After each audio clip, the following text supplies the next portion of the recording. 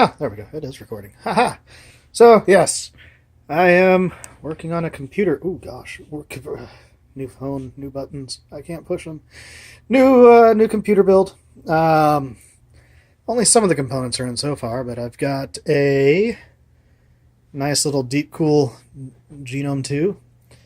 This comes with a built-in water system, so that'll be nice. I'm in the process right now, just kind of poking through it, seeing what it's got. I've got my motherboard, an MSI. That's going to be a Gaming Pro 1151 socket. We'll be running a Core i7 6700 off of that. And I still haven't bought all those components yet. Waiting on a few things to wrap up, and then I will. And I'll be running through all of this, getting everything set up, getting everything running as I go. And I've never really recorded something like this. So it'll be a first. We'll see how it all ties together. This is how it came packaged. I pulled the panels off. And yes, that's panels plural. Everything, that's going to be the water cooler for the CPU right there. Haven't got into that yet. I think that's part of the fan hub. And it doesn't look like there's anything in the box. It might just be a spacer. Hope it's just a spacer, unless it's part of all these that fell out and were floating around the case. Which actually that does look like a fan hub. So yes, that's probably what fell out of the case there. You see the sticker was here. It was sticking off of the acrylic. So, but I blame some of that on FedEx, not necessarily the manufacturer or anything like that. FedEx has a very poor history of, oh gosh, what did I press? Like I said, new camera. Very poor history in this area of delivering things intact. So, a little bit about the case. Like I said, it had panels. This will be on the hard drive side. That'll be on the ooh, look pretty side.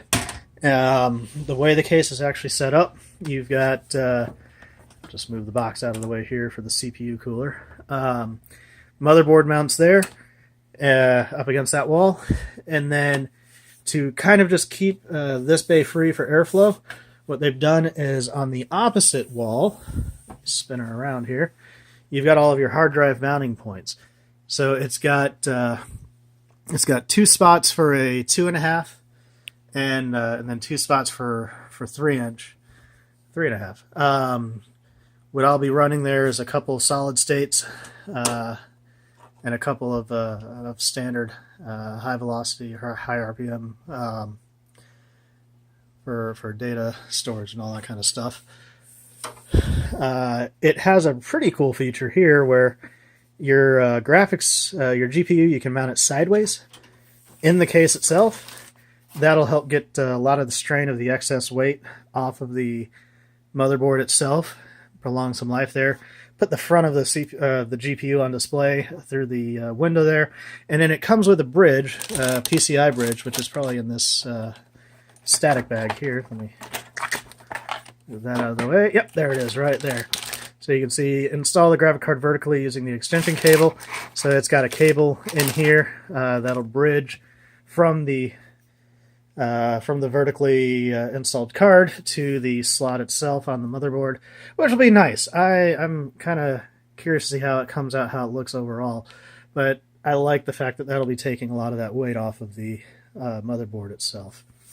I think my overall storage was going to be 2 3 terabytes for 6 on the data, and then 2 1 terabytes on the solid state. And I know that's a lot of space, but I do a lot of work that requires a lot of space sometimes, and it'll be nice to actually separate things into different things. Another cool thing that I've got going on here, you can see that this is part of the cooling system that comes with the case pre-installed. It's a closed loop system. It is a 320 millimeter setup. It'll glow a nice, vibrant green. I'm going to be all about the green on this one. So that'll be fun. I can't wait to see that. I'll worry about opening this up later, possibly as I go along, just so it stays sheltered and not, you know, getting any dust or dirt or anything on it while I get the rest of the pieces and components in. It's got some pretty nice accommodations for wire looming here. Nice soft rubber ins and outs. Does the same thing on the back side, I believe. No, here we go. Up here, on there. And then, yes, on the top of the back side here, if I were going to run anything in through that. This is my bay for the power supply unit. Really nice case. I am excited overall. So, good ventilation up top. Get some of the airflow out of there. Really nice, solid buttons. So, front support for USB. That'll be nice. And the reason they call it the Genome, well, there you go. Nice little double helix reservoir. That'll be pretty cool. Looking forward to that. Can't wait to see it all light up. What it does not have is any accommodations for a CD or other kind of bay like that, which is fine. I hardly ever use mine anyway. I can always get an external and plug it in. I'm not worried about it. No concerns here. So this was a Newegg special. I'm psyched. That came in at $170 compared to its normal price. There was a lot of good holiday discounts for Black Friday, all that kind of stuff there. Cool deal. Cool deal indeed. I'm psyched and excited for that. As far as the motherboard goes, like I said, this is the Pro Gamer. Get that to focus there. Or the Gaming Pro. Sorry, I always flip that around. And it does have some reinforced spots for the graphics cards, but since I'm going to be mounting them sideways, it doesn't matter anyway. Still, nice touch to have.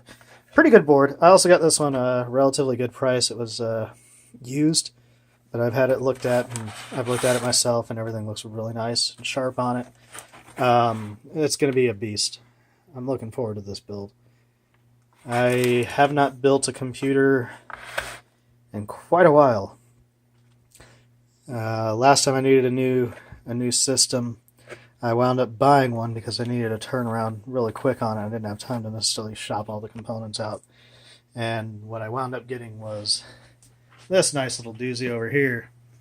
A nice little all-in-one MSI AG270, which I've since partnered up with another couple 27-inch screens. These screens, this one's a nice little Acer. I like it a lot, but it's not going to work for what I'm going with on the new build, so that'll stay with the all-in-one. Same with this 27-inch touch. That's another Acer right there. It'll stay with the all-in-one as well. These will probably end up going to the family gathering spot that we've got out in Florida, so that when I'm vacationing out that way, I've got a nice system. I'll keep all my speakers and headsets and all that kind of stuff. That'll stay, because again, those are going to be green. Nice little greens.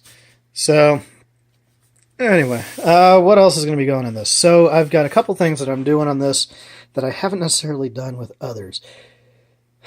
And one is going to be utilizing the M2 slot that this has. I'll be hosting the operating system on the board itself with a 256 gig solid state running off the M.2. I'm also going to have a PCIe card that will hold up to four solid state drives that are configured for the mSATA slots. And part of that's because, again, going back to this little guy here, had a couple of drives go bad on it, these little Plex stores.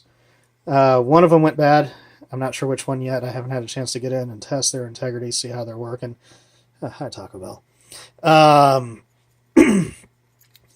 And I plan on doing that. But I also have, as a result of repairing and fixing all these things, the MSI AG270 originally came with, let's see if I can get this to focus, with these nice little Plextor M6Ms that are 128 gig mSATA cards. And they're not bad. They really aren't bad at all. Good little drive. But when I got the replacements, the cost, these are about oh gosh, what was it, $140 each. And the Samsung 850 Evo 500 gigs were a little, well, about the same price, 150 some odd. So I wound up going with a couple of those, and basically increased the space on that rig quite significantly. But I love those little 850 Evos, and I'm curious as to what sort of work I can do transferring all the files, videos, things like that I've got over. And what I may end up doing is using whichever of those mSATA drives is still good to accommodate that through that little PCI. And then I'll have some nice storage options as well, especially if I end up populating that with additional mSATAs. This board itself will handle 4. Like I said, I've got the two solid states. I'm going to be running, which ones are they? I had it on the top of my head and forgot already. And a couple of Seagate 3 terabyte datas, and that'll occupy my four SATA spots here. And the 4 card capable PCIe slot, which will be coming in Friday, will be able to accommodate 4 more drives in essence. So I can have, space for days, which is great when I'm doing a lot of my development stuff. I could even theoretically have 1 drive for each big project I've got going on and not have to worry about them encroaching on anything or anything like that. It'll be beautiful. It'll be absolutely beautiful. That'll be, oh gosh, what will that be space-wise? 1, 2, 8. And then if I get some of those, 6, 7, 8, 9, yeah, it'd be about almost 10 terabytes worth of space in different spots, putting this board through its max. For memory, I've got some Avexir Core series. I got the nice green, because again, I'm going black and green. And I know this has red on it, but you know what? The red is minimalist enough that I don't think it's going to bother anything. And then it's got this really cool thing right here. This is an LED strip built into the board itself that'll do pulsing and different other configurations based on what I do. But I can also put green on there. So we'll have the Avexir Core series with the green glow on them. The water cooling has a nice little green pipe over the CPU. The front's going to be a green double helix. This will be a nice little green. I'm jumping back and forth between a 1070 and a 1080. Really because of cost and capability. I want the capability of the 1080. I want the cost of the 1070. But I'm going with the ASUS Strix version that's out there right now. And even that one's got some nice little LED capabilities, RGB capabilities to it. So it'll have a nice green glow to it. And since it's going to be vertically mounted, that'll come through the acrylic really nice in the case as well. I think that's about it right now. I'm still bouncing back and forth on which power supply I'm going to be going with between a Be Quiet Dark Power Pro 11 and an EVGA G3, Supernova G3. It's all going to basically come down to what I feel I need as I start putting the components together and putting together the overall power that it's going to require, as well as the plug capabilities. I'm leaning more towards the Dark Power Pro, if only because it does accommodate more connections to the SATA drives, which will be needed since I'm running 4. And I know that there is only 3 dedicated, or at least labeled SATA drives in the EVGA, and 1 peripheral. And I believe while the peripheral can be used for SATA, it's going to occupy every last spot that it's got. And I'd rather have some of the additional connection availabilities if I need it. But we'll get to that when it comes. But that's about it. So it'll be a fun one. I'm looking forward to this build. Absolutely looking forward to this build. And oh, come on, focus for me. There we go. Yeah, see some of my old crap kind of hanging around here. I'll be clearing off this desk completely and using it for the build. What else is going to be going on to this? Yes, the monitors. So, like I said, the reason why these 27s over here aren't going to work with what I'm doing is primarily because I'm going with a 2K 2K resolution, and those are full HD, not 2K capable. Since I am going with the 1070 or 1080, and in fact that's part of the reason why I want to go with the 1080 because of its ability to handle the 2K a whole lot better. I am going to have to do a whole different monitor setup, and what I'm looking at right now is a couple of 25-inch ASUS, I believe, that are 2K resolution, and we'll also work with the HDMI and the digital video outs that the card and the motherboard have on them. So that's a thing, and that'll be nice. I've already got hiding out, not yet assembled or put together, a VESA mount, 3-monitor VESA mount that I'll put on the desk itself to hold the monitors off the workstation, in the air, so to speak.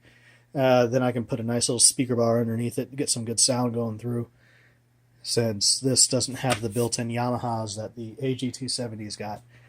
Right down there, MSI's integrated Yamaha. I keep pushing buttons and it's changing things on here. I'll be curious to see what that does in the final cut. But yeah, I mean, I love this 270, don't get me wrong. The part of why I'm actually rebuilding things on it right now, or building, I should say, a new rig, is mainly because of what I've been demanding off of this 270. It's just not able to really host what I need. Right now, in a nutshell, I've got my wireless Man of War headset. You know, that's 2 USBs, because you've got the dongle that receives it and the dongle that the cable that charges it. I've got my USB microphone here. That's another USB. The keyboard is 2. The mouse is 1. The ripsaw is 1. Even the Firefly, that's 1 right there too. I've completely, it's going to be hard to see, but I've maxed out all of my available ports back here, to the point that I'm using a hub now as well, because I just don't have any more available. So, you know, doing some quick math on this one, I've got the 2 up front, and that'll be nice. I've got these back here, and then just the ability to increase the capability of what it can support through the PCIe slots, things like that. This rig's going to be a monster. It's going to be absolutely beautiful, and I am so looking forward to recording some things on it. January is going to be a fun month. And I'll be sure to record things as I go. I'm going to take my time with this build, since this rig's doing wonderfully. I've got no complaints about it, other than I've kind of maxed out what it's capable of doing. Looking at some SATA cables there. But good system. If anyone's ever looking for a good all-in-one touchscreen, I highly recommend this one. It's been a phenomenal performer. I can't speak highly enough about it, because it is really capable, especially running an internal 980M graphics card. It's been able to put up with a lot of demand. So, but as with all things, you know, it'll be a fun build. Anyway, that's about all I've got for now. I'll be sure to put some more together as I go. I'm going to be documenting the crap out of this, because why not? You know, I'm having fun with this kind of stuff. And I'm curious to see what kind of video quality the LG that I'm running's got. So, yeah, that's all I've got. I don't even know if you can see me. Wait, can I switch the camera modes in?